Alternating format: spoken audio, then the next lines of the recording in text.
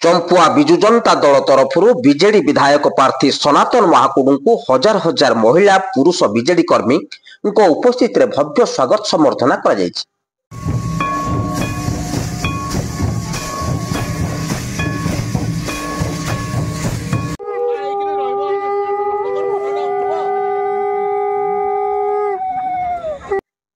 BJD supremo मान्यवर मुख्यमंत्री नवीन Patnaik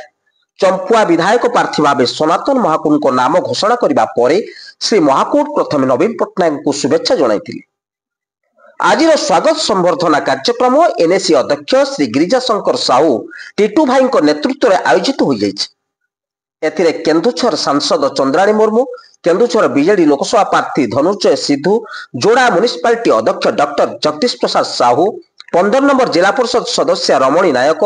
Champua block अध्यक्ष सुरेश नायक, बीजेडी संगठक रविनारायण दास, सनातन महाकुडू व्यक्तिगत सचिव विकास महांती, बहु सरपंच समिति सभ्य, चंपुआ एनएसी समस्त काउंसिलर तथा बहु मान्यगण्य व्यक्ति, बुद्धिजीवी, बीजेडी कर्मी, जनसाधारण आदि 10,000 रु ऊर्ध्व महिला पुरुष कर्मी माने सनातन महाकुडू को पुष्पगुच्छ दे विभिन्न स्थान में स्वागत संबर्धना ज्ञापन कर भुवनेश्वर बाहरी निज निर्वाचन मंडली चंपुआ को आसुवा समय श्री महाकुडू को खोला जीप रे बसाई डीजे बाण रोषणी मोटरसाइकेल बीजेडी पताका लगाई विराट शोभायात्रा चंपुआ अभिमुखे पाछोटी आनी जनता। एपरिक रिमोली बाईपास छकठारे कालिका प्रसाद, रजिया, चंपुआ बसस्टाण्ड, गांधी छक, नगर भवन,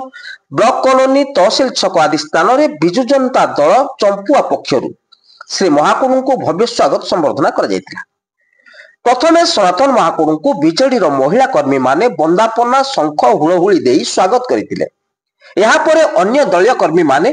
फूलमाल पुष्पगुच्छ दे स्वागत करने सहित सनातन महाकुडू को स्वागतम ध्वनि रे अंचल प्रकंपित हो उठिला। यह कार्यक्रम में चंपुआ पुलिस प्रशासन तरफ स्वागत संबर्धना शांति श्रृंखला रक्षा कर देखा मिली। केन्दुझर चंपुआ ममता सेनापति रिपोर्ट, जनता जिंदाबाद।